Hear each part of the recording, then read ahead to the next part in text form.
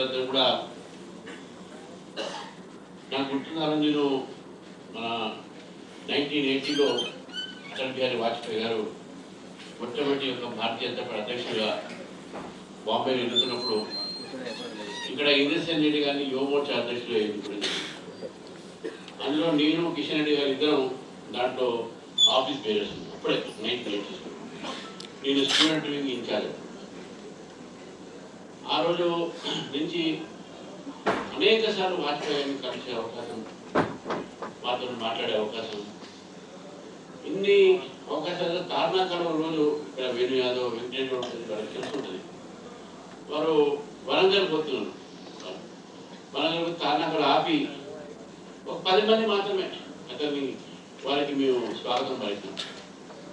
అంటే రాజకీయాల్లో ఏ విధంగా మనం ఇప్పుడు ఎట్లా స్వాగతాలు ఉంటాయని ఒకసారి చూడండి. ఏ స్థాయి నుంచి పార్టీ ఎంతవరకు దేశవ్యాప్తంగా, తెలంగాణ ఆంధ్రలో కాదు దేశవ్యాప్తంగా పెరిగినటువంటి ఒక ఏదైతే మనం ఈరోజు కడవను చూస్తున్నామో దాని వెనుక మనకు ఉన్న స్ఫూర్తి ఇచ్చినటువంటి వ్యక్తులలో ఒక వ్యక్తి అటల్ బిహారీ వాజ్పేయి గారు. వారి చూపెట్టిన మార్గంలో ఈరోజు మనం నడుస్తున్నాం. కిషన్ రెడ్డి గారు, చంద్రశేఖర్ చాలా విషయాలు చెప్పారు. మీరు వాటి మీద నేను వాటి దేవుడిని బోధించలేదు. 2 విషయాలు కిషన్ రెడ్డి గారు ఒక మాట చెప్పారు. పోఖ్రాన్లో అటామిక్ అదే మన న్యూక్లియర్ టెస్ట్ చేశారండి. కానీ ఆ టెస్ట్ చేసినప్పుడు ఆ సమయానికి ప్రపంచం మొత్తం కూడా ఆర్థిక సంక్షోభం, ఎకనామిక్ రిసిషన్. మనం పెట్టిన తర్వాత ఎకనామిక్ శాంక్షన్ అమెరికానే కాదు, జపాన్ మన మీద ఎకనామిక్ శాంక్షన్. మనకి ఎవరు కూడా అప్పు చేయడానికి సిద్ధంగా లేరు. మన దేశం పైన యూరోప్ కూడా శాంక్షన్ పెట్టింది. ఏ దేశం కూడా భారతదేశానికి ఆర్థిక సహకారాన్ని తీయొద్దు, ఆర్థిక అనేటువంటి లేవాదేవీ ఉండొద్దు, భారతదేశంతో ఎటువంటి ఒక వ్యాపారాలు చేయొద్దు అనేటటువంటి ఆంక్షలు పెట్టినో శాంక్షన్స్ పెట్టారో అది అయినప్పటికీ కూడా భారతదేశము ప్రపంచంలో ఆర్థికంగా వేగంగా పెరుగుతున్న ఆ సమయంలోనే భారతదేశంలో ఇంతకుముందు చెప్పినట్టు రోడ్లు పడ్డాయి, భారతదేశంలో కొత్త ఎయిర్పోర్ట్ వచ్చినాయి, భారతదేశంలో పోర్ట్స్ పెరిగినాయి, ఇండస్ట్రీస్ పెరిగినాయి, సెల్ ఫోన్లు పెరిగినాయి, మీద వాళ్ళకి ఇల్లు రావడం జరిగింది. అంత శాంక్షన్స్ కూడా భారతీయ జనతా పార్టీ ప్రభుత్వం ఆ రోజు ప్రజలకు అందించినటువంటి యొక్క కార్యక్రమాలు. ఇదే మనం చూస్తూ ఉంటాము. ఈరోజు వాంబే స్కీమ్ చెప్పారు. వాంబే స్కీము అన్ని దేశాలు, అన్ని దేశవ్యాప్తంగా అన్ని నగరాల్లో పెట్టారు. వాల్మీకి అంబేద్కర్ ఆవాస్ యోజన హైదరాబాద్ దగ్గర మల్కాజ్గిరిలో ఉన్నాయి వాంబే యోజన, చాలా చోట ఉన్నాయి వాంబే యోజన. కానీ ఇప్పుడు మనం దాన్ని కంపేర్ చేసుకుంటే ఇందిరా మిల్లు ఎక్కడ ఉన్నాయి, డబుల్ బెడ్రూమ్లు ఎక్కడ ఉన్నాయి, చాలా ఆశ్చర్యం అనిపిస్తుంది. మరి కోట్లాది రూపాయలు ఖర్చు దాని మీద. కానీ వాంబే ద్వారా ఈ దేశంలో లక్షలాది మంది ఒక పేదవాళ్లకు ఇల్లు దొరకడం జరిగింది. మామూలుగా కాదండి, అది చిన్న విషయం కాదు.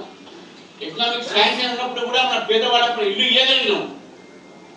అందుకే నేషన్ ఫస్ట్ అనేటువంటి ఆలోచన ఏదో వచ్చిందో అందుకని దేశాన్ని మనం ముందుకెట్లా తీసుకోకపోవాలి. మనం ఎట్లా అయితే కాదు, మనం ఎట్లా ముందుకు పోతాం కాదు, మనం ఎట్లా ప్రాస్పరతం కాదు.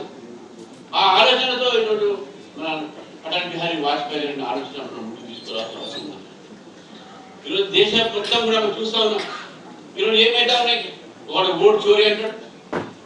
అసలు చోరీ, దేశాన్ని చోరీ చేసేదే వాడు ఓటు చోరీ చేసుకోవాలి. అంతగా ఆశ్చర్యంగా ఉంటాయి మనం.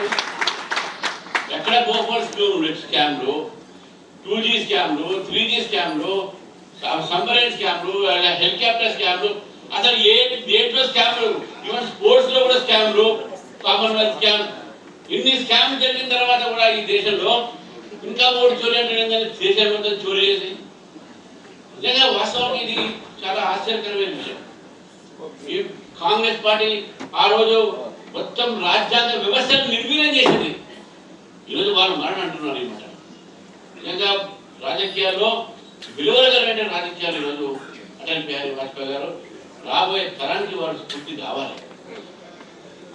ఒక ముఖ్యమంత్రి అంటాడు మీరు తోడు ఓడుస్తా, ఇంకో ముఖ్యమంత్రి అంటాడు మీరు ప్యాంట్ తీస్తా. అరే మీరు తోడు వద్దు, మీ ప్యాంట్ వద్దా భాయ్, మీరు తెలంగాణ జాగ్రత్త చూసుకుని ముందు తెలంగాణ ప్యాంట్ ఇస్తున్నారు. మీరు మొత్తం తెలంగాణని మొత్తం దోచుకున్నారు. ఒక దోచుకోవడానికి రెడీ ఉన్నారు, ఇంకా దోచుకుంటూనే ఉన్నారు వాళ్ళు.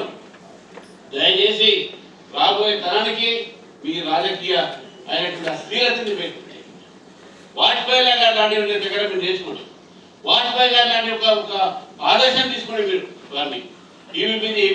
ఎమ్యులేట్ అటల్ బిహారీ వాజ్పేయి. రాబోయే తరం కూడా ఈరోజు అటల్ బిహారీ వాజ్పేయి గారు చూడాల్సిన నేర్చుకోవాల్సిన అవసరం ఉన్నది. వాజ్పేయి గారు ఈరోజు హైదరాబాద్లో కూడా వారు ప్రైమ్ మినిస్టర్ ఉన్నప్పుడే ఇప్పుడు ఎన్డీఏ ప్రభుత్వం ఇక్కడ కూడా చంద్రబాబు నాయుడు గారు వారు ఉన్నప్పుడే మొత్తం హైటెక్ సిటీ డెవలప్ అయింది. వారు ఉన్నప్పుడే మనకు రోడ్లు వచ్చినాయి. వారు ఉన్నప్పుడే మనకు అన్ని కూడా ఈ యొక్క రీజనల్ కూడా అన్ని కూడా blue print Hyderabad blue print కూడా వాళ్ళకి తయారు కావడం జరిగింది. మాస్టర్ ప్లాన్ అలాగే అటల్ బిహారీ వాజ్పేయి లేకపోతే ఇవన్నీ కూడా అయితే జరగకపోయేది. ఈరోజు ఒక ఐటీ హబ్గా హైదరాబాద్ మారిందంటే అది అటల్ బిహారీ వాజ్పేయి గారి యొక్క ఆదర్శమే, ఒక ఆశీర్వాదం ఇక్కడ ఎన్డీఏ ప్రభుత్వం ఆలోచన. కాబట్టి మిత్రులారా, ఈరోజు అటల్ బిహారీ వాజ్పేయి గారు చేసినటువంటి అనేక కార్యక్రమాన్ని మనం గుర్తుపెట్టుకుంటూ ఈరోజు దేశాన్ని మన నేషన్ బిల్డింగ్ అనేది చాలా ఇంపార్టెంట్. వారు అనేవారు దేశం అనేది ఒక ఏ రాష్ట్ర మట్టిగా ఏ చంద్రన్ ఏ తరపానికి భూమి ఏ చంద్రన్ వారు అన్నారు. ఎస్, దేశం అంటే మనకు ఆ దేశం కోసం ప్రాణాలు ఇచ్చేటటువంటి కార్యకర్తగా తయారు కావాలి అనే ఆలోచన వారు ఉండే. ఈరోజు నేషన్ ఫస్ట్ అనేటటువంటి ఒక విషయాన్ని వారు మనం ముందు పెట్టడం జరిగింది. నేషన్ ఫస్ట్ అనేది ఏదో ఉంటేనే మనం రేపు ఈ దేశాన్ని కాపాడవచ్చు. ఈ ఎన్నో సంఘటనలు దేశంలో చూస్తాము. దేశంలో అనేక సంఘటనలు జరుగుతూ ఉన్నాయి. దేశ వ్యతిరేక సంఘటనలు జరుగుతూ ఉన్నాయి. దేశాన్ని తరవచ్చేలాగా ఇక్కడి నుంచి ఒక విపక్ష నేత పోతాడు, ప్రపంచంలో బయట మాట్లాడతాడు ఏమని, ఈరోజు భారతదేశంలో ప్రజాస్వామ్యం లేదు. రాహుల్ గాంధీ మన లండన్లో అదే మాట్లాడటం, అంతకుముందు అమెరికాలో మాట్లాడటం, మన జర్మనీలో మాట్లాడటం, భారతదేశాన్ని అవమానపరచడమే. కానీ అదే అటల్ బిహారీ వాజ్పేయి గారు భారతదేశం నుంచి బయటికి పోతే మా దేశం మా గొప్పతనం చెప్పుకుంటాడు, మా దేశం గురించి ఎట్లా ఉండాలో చెప్పుకుంటాడు. ఏ విధంగా ప్రభుత్వాలు దేశంలో మనకి ఎన్ని గొడవలున్నప్పుడు కూడా ప్రపంచంలో బయటకు పోతే, ఈ దేశం బయటకు పోతే భారతదేశం గొప్పది అని మాట చెప్పే వ్యక్తి అటల్ బిహారీ వాజ్పేయి. అందుకే మన టీవీ నరసింహారావు చెప్పారు, వాళ్ళు యునైటెడ్ నేషన్స్ లో కాశ్మీర్ గురించి మాట్లాడడానికి అటల్ బిహారీ వాజ్పేయి గారిని పంపించారు. కారణం ఏంటంటే అటల్ బిహారీ వాజ్పేయి గారికి దేశం గురించి మాట్లాడరు, దేశం వ్యతిరేకంగా మాట్లాడరు. కాబట్టి అటువంటి ఆలోచనలు అటల్ బిహారీ వాజ్పేయి పంపిస్తే కాశ్మీర్ విషయంలో మొత్తం దేశం ఒకటే ఉంది అని ఆలోచించింది. నిజంగా చివరికి ఒక మాట అందుకే చాలా మంది చాలా విషయాలు చెప్పారు. కానీ వాళ్ళ హ్యూమర్ కూడా ఉన్నది. బాబ్రీ మస్జిద్ కూలిపోయిన తర్వాత మా పార్లమెంట్లో డిబేట్ జరుగుతుంది. అప్పుడు యూనిఫామ్ సివిల్ కోడ్ మీద చాలా పెద్ద చర్చ జరుగుతుంది. అప్పుడు యూనివర్సిటీ ప్రధానమంత్రి అటల్ బిహారీ వాజ్పేయి గారు అపోజిషన్ లీడర్ సైలెన్స్ గా మొత్తం మీరు యూట్యూబ్ దొరికితే మీకు మీరు చూడొచ్చు. మీకు యూట్యూబ్ లో మొత్తం హౌస్ సైలెన్స్ ఉన్నది. Atal Bihari Vajpayee uniform civil code మీద మాట్లాడతాను చెప్పారు. ఈరోజు కొన్ని మతాలు నలుగురు భార్యలు పెట్టుకుంటారు, నలుగురు పెళ్లిళ్ళు వాళ్ళకి పర్మిషన్ ఇస్తున్నాం.